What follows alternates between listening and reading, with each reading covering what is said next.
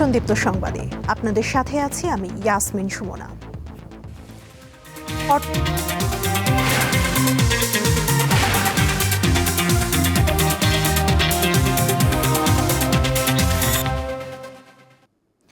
অর্থনৈতিক টানাপোড়েন আর সাধারণ মানুষের প্রত্যাশার চাপ নিয়ে জাতীয় সংসদে আজ 2026-27 অর্থবছরের বাজেট পেশ করতে যাচ্ছেন অর্থমন্ত্রী।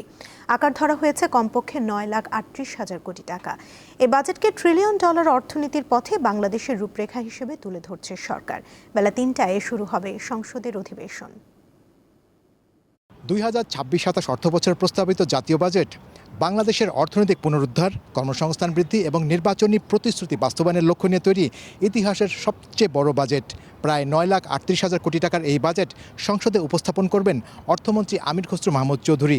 উচ্চ মূল্যস্ফীতি, রাজস্ব ঘাটতি এবং বৈদেশিক ঋণের চাপের মধ্যে এই বাজেটকে দেশের অর্থনীতির জন্য বড় একটি অগ্নিপরীক্ষা হিসেবে দেখছেন অর্থনীতিবিদরা। প্রায় 2 দশক পর ক্ষমতায় আসা বিএনপি সরকারের প্রথম বাজেট এটি। অর্থমন্ত্রী হিসেবে আমির খসরু মাহমুদ চৌধুরীরও প্রথম। জানা গেছে, আগামী অর্থ বছরে মোট দেশজ উৎপাদনের আকার ৬৮,30,000 কোটি টাকা ধরা হয়েছে। অর্থনৈতিক প্রবৃদ্ধির লক্ষ্য নির্ধারণ করা হয়েছে ৬.৫%। মূল্যস্ফীতি ৭.৫% নামিয়ে আনার লক্ষ্য নেওয়া হয়েছে। সম্ভাব্য বাজেটে মোট রাজস্ব আহরণের লক্ষ্য ধরা হয়েছে ৬,৯৫,০০০ কোটি টাকা। বাকি অর্থ ঋণ ও বৈদেশিক সহায়তা থেকে সংগ্রহ করা হবে। বাজেট ঘাটতি দাঁড়াতে পারে 2,৫১,০০০ কোটি টাকা, যা জিডিপির ৩.৬%। প্রস্তাবিত বাজেটে অবকাঠামো উন্নয়নের তুলনায় মানব সম্পদ উন্নয়নে বেশি গুরুত্ব দেওয়া হয়েছে।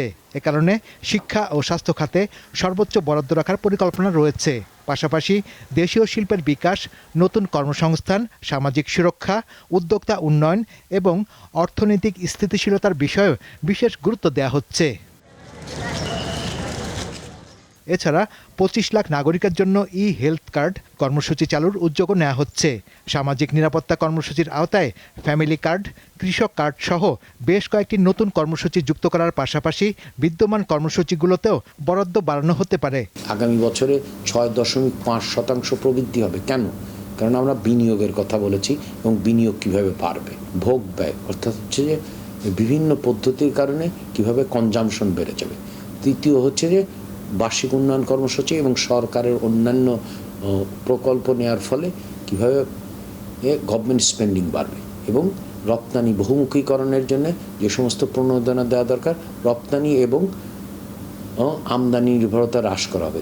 বিশ্লেষকরা বলছেন, মূল্যস্ফীতি নিয়ন্ত্রণ, রাজস্ব আহরণ বৃদ্ধি এবং বেসরকারি বিনিয়োগে গতি আনা ছাড়াও উচ্চ প্রবৃদ্ধির লক্ষ্য অর্জন কঠিন হবে। আমরা যদি প্রকৃত অর্থে এবারের বাজেটটাকে আমরা বাস্তবায়ন করতে চাই, তাহলে আমাদেরকে নতুনভাবে চিন্তা ভাবনা করতে হবে।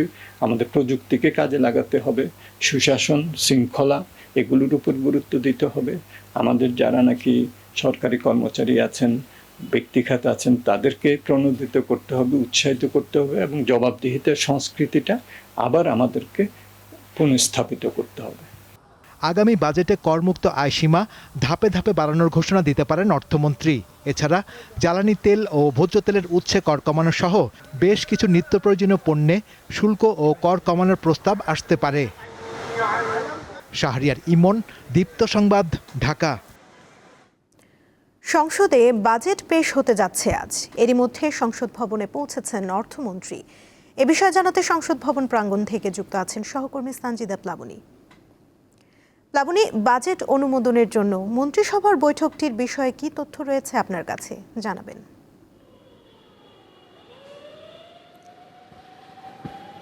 ঠিক সকাল 10টায় প্রধানমন্ত্রী তারেক রহমানের সভাপতিত্বে মন্ত্রিপরিষদের যে বৈঠকের কথা বলছেন সেটি শুরু হয়েছে, যেখানে প্রধানমন্ত্রী তারেক রহমান উপস্থিত রয়েছেন, অর্থ ও পরিকল্পনা মন্ত্রী আমির খসরু মাহমুদ চৌধুরী সহ এই বিএনপি সরকারের মন্ত্রী এবং সংসদ সদস্যরাও কিন্তু উপস্থিত রয়েছেন। রীতি অনুযায়ী সকাল 10টায় যেদিন বাজেট পেশ করা হয় সেই দিন সকালবেলা মন্ত্রিপরিষদের একটা বৈঠক অনুষ্ঠিত হয় এবং সেই বৈঠকে আসলে এই অনুমোদনটা বাজেট পেশ হওয়ার আগে যে অনুমোদন সেটি প্রদান করা হয় এবং সেই বৈঠকই কিন্তু এখন পর্যন্ত চলছে বলে আমাদের কাছে এখন পর্যন্ত তথ্য রয়েছে। ভেতর থেকে যারা সংশ্লিষ্ট আছেন তাদের কাছ থেকে আমরা তথ্য পেয়েছি।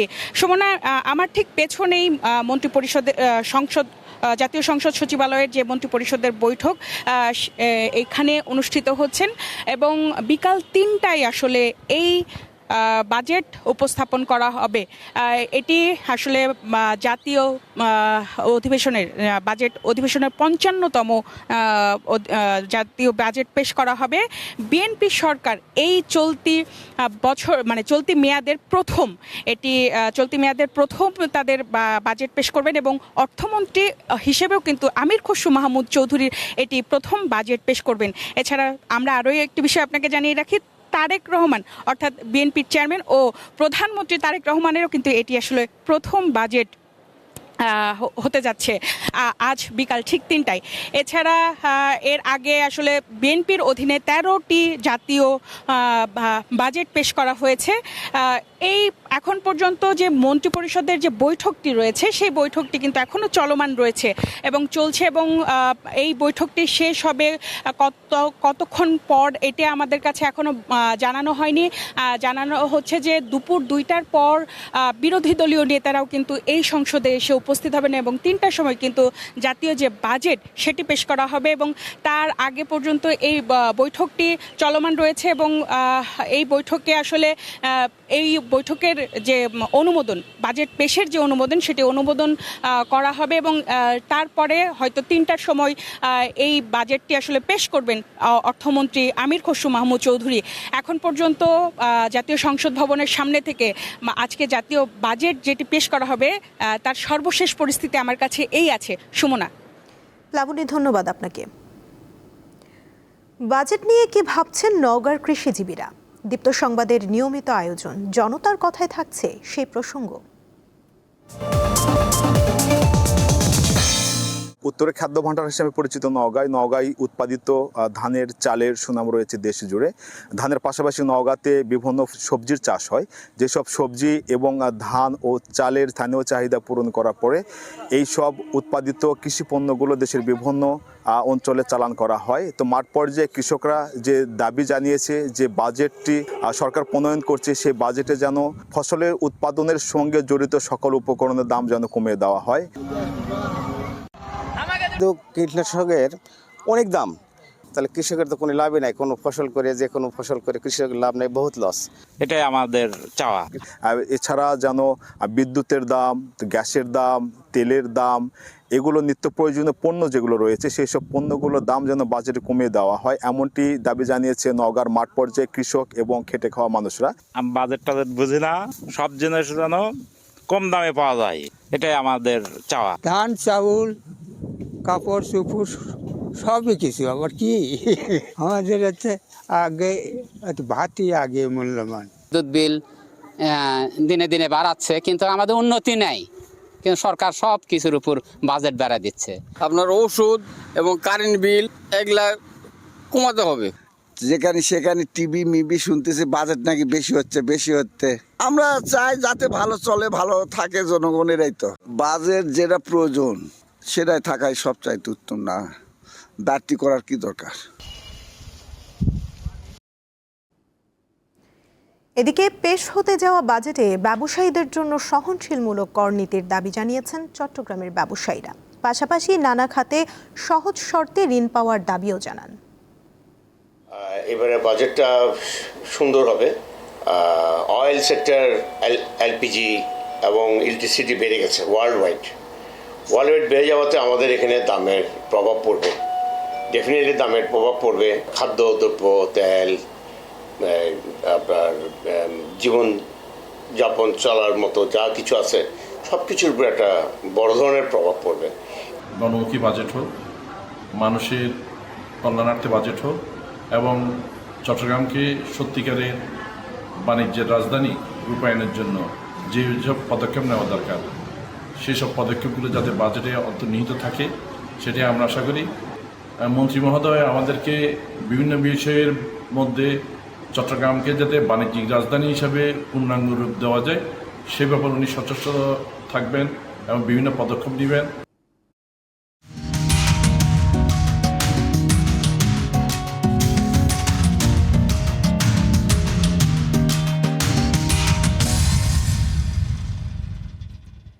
সরকার হার্টের রিংয়ের দাম কমানোর নির্দেশ দিলেও সরকারি বেসরকারি হাসপাতালগুলো তা মানছে না। এর ফলে আগের বাড়তি দামেই হার্টের রিং বা স্টেন্টের দাম পরিশোধ করতে হচ্ছে রোগীকেই। আমদানিকারকদের দাবি ডলারের উচ্চ মূল্য এবং আরও কিছু অপ্রদর্শিত ব্যয়ের কারণে ঔষধ প্রশাসন অধিদপ্তরের বেঁধে দেয়া এই নতুন মূল্য বাস্তবায়ন সম্ভব নয়। দেশে প্রতিদিন প্রায় ২৭২০ জন মানুষ নতুন করে হৃদরোগে আক্রান্ত হচ্ছেন। বছরে এই সংখ্যা গিয়ে দাঁড়ায় প্রায় ১০ লাখে। এই বিপুল সংখ্যক রোগীর চিকিৎসার জন্য হাসপাতালগুলোতে প্রতি বছর ৩৫ থেকে ৪৫ হাজার হার্টের রিংয়ের প্রয়োজন পড়ে। গত ২৫ ফেব্রুয়ারি ওষুধ প্রশাসন অধিদপ্তর ২৮ ধরনের হার্টের রিংয়ের দাম ৫ থেকে ১৯% পর্যন্ত কমানোর নির্দেশনা দেয়। কিন্তু ৩ মাস পেরিয়ে গেলেও এই নির্দেশনা এখনও বাস্তবায়ন হয়নি। ফলে রোগীদের আগের নির্ধারিত দামেই হার্টের রিং কিনতে হচ্ছে। ঔষধ প্রশাসন অধিদপ্তরের তথ্য মতে দেশে প্রতিদিন গড়ে ৮৫ জন রোগীর শরীরে স্টেন্ট বসানো হয়। অপারেশন খরচের পাশাপাশি রিংয়ের এই মূল্য বাড়তি চাপ বলে মনে করেন রোগীরা। আমার হার্টের রিংয়ের দাম নিয়েছে, ওখানে যে আমাকে মেমো দিয়েছে ওই মেমোতে 67 না 80 এরকম 70,000 টাকা নিয়ে গেছে। আদার্স খরচ প্রায় আরও ৩০-৩৫ হাজার টাকার মতো গেছে। এখন তো আমাকে পাঁচটা ব্লক, আমার এরকম অনেক টাকা লাগবে, আর ৩-৪ লাখ টাকা লাগবে মিনিমাম, ৫ লাখ টাকা লাগতে পারে। যেই ঋণটা আমাকে পড়াবে সেটা যদি আরও কমানো যায়, গভর্নমেন্ট যদি আরও এটাকে কমাই দিতে পারে তাহলে তো মানুষের জন্য অনেক উপকার হয়। আমদানিকারকরা বলছেন দেশে হার্টের রিং তৈরি হয় না। বিভিন্ন দেশ থেকে ৩১টি প্রতিষ্ঠান এই যন্ত্র আমদানি করে। যেইভাবে ডলার বলেন, ব্যাংকিং চার্জ বলেন, প্রত্যেকটা জিনিসের ফ্রেট চার্জ বলেন, আনতে যে পরিমাণ খরচ বেড়েছে সেখানে আমাদের পূর্বের মূল্যে বিক্রি করাটাই কঠিন ব্যাপার ছিল। তাছাড়া গত 2024 সালে একবার রিভাইজড হয়েছে। এখন এই জিনিসটা আমরা সবসময় জানিয়ে আসছি এই মূল্য নির্ধারণ কমিটিকে যে এইভাবে আমাদের পক্ষে আর কন্টিনিউ করাটা ডিফিকাল্ট হয়ে যাচ্ছে, যার কারণে আবার এটা কমানো হয়েছে। তো প্রতি বছর আমাদেরকে দাম কমানোটা হয়, এটা কোনো যুক্তিতে আমরা খুঁজে পাই নাই বলেই জিনিসটা আমরা আপাতত মানছি না। জনস্বাস্থ্যবিদরা বলছেন নতুন দাম কার্যকর হওয়ার জন্য সব পক্ষের সঙ্গে আলোচনা জরুরি। আমাদের নৈতিকতার এত অবক্ষয় হয়েছে, আমরা সব কিছুই মনে করি ব্যবসায়িক ভিত্তিতে। যে স্টেন্টের ব্যবসা করে সেও ব্যবসায়িক ভিত্তিতে এটা দেখে, আবার যে ডাক্তার এটাকে পড়াচ্ছে সেও ব্যবসায়িক ভিত্তিতে দেখে। রোগী তো সে তখন এই সব ব্যবসার ভিত্তির চাপে পড়ে। এরই মধ্যে হাসপাতালগুলোকে হার্টের রিংয়ের নতুন মূল্য বাস্তবায়ন ও নোটিশ বোর্ডে মূল্য তালিকা প্রকাশের জন্য নির্দেশনা দিয়েছে ঔষধ প্রশাসন অধিদপ্তর। লাবণী গুহ, দীপ্ত সংবাদ, ঢাকা। টানা 58 দিনের নিষেধাজ্ঞা শেষে আজ মধ্যরাত থেকে আবারও মাছ ধরতে সাগরে যাচ্ছেন জেলেরা। টানা 58 দিনের নিষেধাজ্ঞা শেষে মধ্যরাত থেকে মাছ শিকারে সাগরে যাচ্ছেন তারা। শেষ সময়ের প্রস্তুতি নিচ্ছেন পটুয়াখালী নিবন্ধিত প্রায় অর্ধলক্ষাধিক এই পেশাজীবী। জাল বুনন থেকে শুরু করে ট্রলারে রং করা ও ধুয়ে মুছে পরিচ্ছন্ন সহ জাল এবং আনুষঙ্গিক সরঞ্জাম ট্রলারে তুলতে ব্যস্ত সময় পার করছেন তারা। অনেকে আগেই সকল প্রস্তুতি শেষ করে অবস্থান নিয়েছেন মোহনায়। নিষেধাজ্ঞা শেষে সাগরে আশানুরূপ মাছ পাওয়ার প্রত্যাশা করছেন জেলেরা।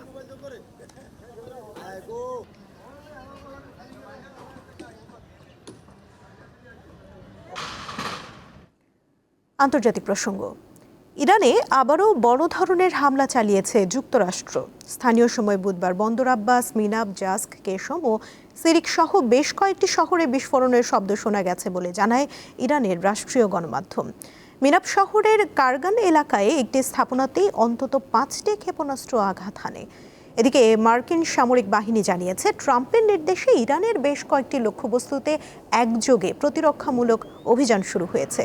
যুক্তরাষ্ট্রের হামলার জবাবে বাহরাইন ও কুয়েতের মার্কিন ঘাঁটিতে হামলার পাশাপাশি হরমুজ প্রণালী আবারও বন্ধ করে দিয়েছে ইরান। এছাড়া অনুমতি ছাড়া প্রণালী অতিক্রমের চেষ্টা করে দুটি জাহাজেও হামলা চালিয়েছে আইআরজিসি।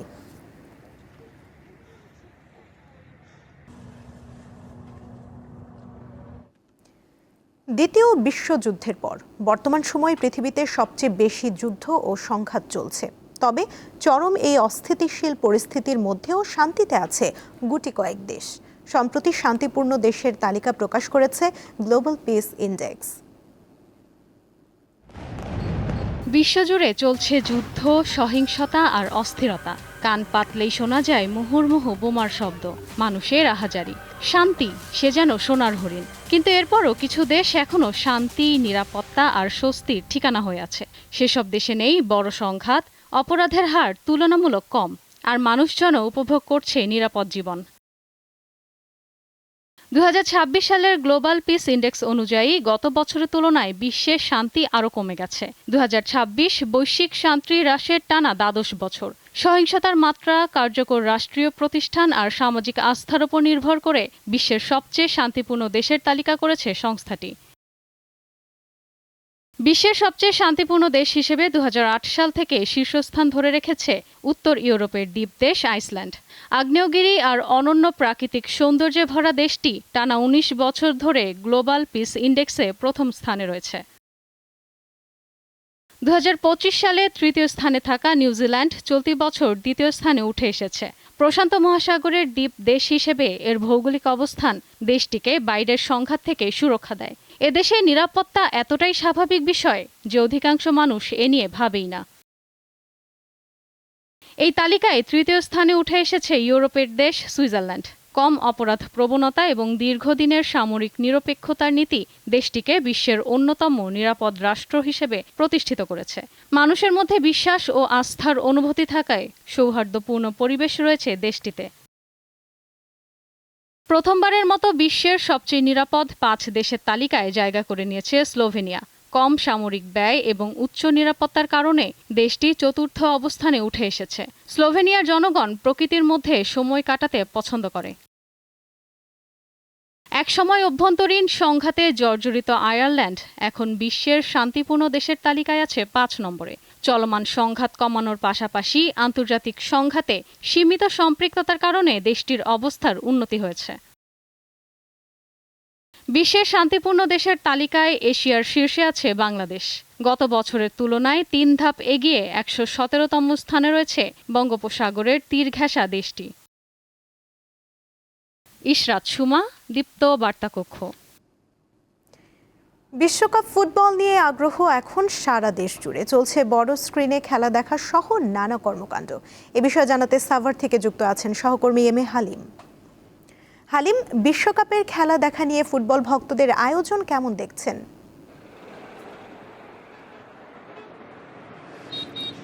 সুমনা, আমি এই মুহূর্তে রয়েছি রাজধানীর একেবারে সন্নিকটে যেটি আমিন বাজার। তো আপনাকে যদি জানাই যে বিশ্বকাপের যে শুরু হয়েছে সেই যে উন্মাদনা সেটি কিন্তু সাভারে ছড়িয়ে পড়েছে। বিশেষ করে যেটি আমি আপনাকে জানিয়ে রাখি, এই আমিন বাজারের প্রত্যেকটি বাড়ির ছাদে থেকে শুরু করে মহাসড়কে কিন্তু যে 48টি দেশের পতাকা সেটি টানানো হয়েছে। এবং এই অঞ্চলে যেটি আমরা জানতে পেরেছি এটি কিন্তু বহুত আগে থেকে কিন্তু এই যে তাদের যে উন্মাদনা সেটি থাকে প্রত্যেক বছরই। তো এই খেলা উপলক্ষে কিন্তু এই আমিন বাজারে যারা মানুষ রয়েছে তারা যেমনটি বলছেন যে তারা এই খেলাটাকে তারা প্রত্যেক বছরই তারা বরণ করার জন্য প্রস্তুত থাকে এবং তারই অংশ হিসেবে প্রত্যেকটি বাড়ির ছাদ থেকে শুরু করে মহাসড়কে তারা পতাকা উড়িয়ে থাকেন এবং সেই পতাকা দেখার জন্য সেখানে দূর দূরান্ত থেকে এখানে অনেকে আসেন এবং তারা যেমনটি বলছেন যে খেলাটাকে তারা আনন্দ হিসেবে শুধু নিয়ে থাকে এবং এই খেলার মধ্যে থাকলে মাদক থেকে শুরু করে অন্যান্য যে বিষয়গুলো সেগুলো তারা যুবক দেখতে পাচ্ছি যে এই যে বিশ্বকাপের যে উন্মাদনা যেটি আজকে থেকে শুরু হচ্ছে সেটি কিন্তু আমিন বাজারে পুরোপুরি আমরা দেখতে পাচ্ছি এবং সেই হিসেবে এখানে আমরা দেখতে পাচ্ছি বিভিন্ন সমর্থক যারা রয়েছে ব্রাজিল থেকে শুরু করে আর্জেন্টিনা এবং অন্যান্য দেশ যারা রয়েছে তারা কিন্তু নিজ নিজ তারা পছন্দের দলগুলোকে সমর্থন করলেই কিন্তু তারা তাদের মধ্যে যে একটি সৌহার্দ্য সম্পর্ক সেগুলো তারা বজায় রাখার চেষ্টা করছেন এবং খেলা দেখার পরপরই কিন্তু তারা বিশাল আয়োজন করে থাকেন এবং তারা ভলিবল থেকে শুরু করে অনেক আয়োজনই থাকেন। তো সেই বিশ্বকাপের যে উন্মাদনা সেটি কিন্তু অন্যান্য জেলা থেকে কিন্তু আমি এই যে সাভারে যেটি আমিন বাজার সেই আমিন বাজারে কিন্তু পুরোপুরি যে একটি মনে হচ্ছে যে এখানে একটি বিশ্বকাপের একটি অংশ এটি, এবং এখানে মনে হচ্ছে যে বিশ্বকাপ উঠতে হবে। এবং সব মিলে আমি আপনাকে দেখাতে চেষ্টা করলাম যে আমিনবাজারের যে উন্মাদনা সেটি আগেও ছিল এবং এ বছরও শুরু হয়েছে। সুমনা, সাভার থেকে যুক্ত ছিলেন সহকর্মী এম। এই ছিল এখনকার মতো। পরবর্তী সংবাদ দুপুর 2টায় দেখার আমন্ত্রণ রইল। এছাড়া আরও তথ্য পেতে যুক্ত থাকুন দীপ্ত ডিজিটাল প্ল্যাটফর্মের সাথে। ধন্যবাদ সবাইকে।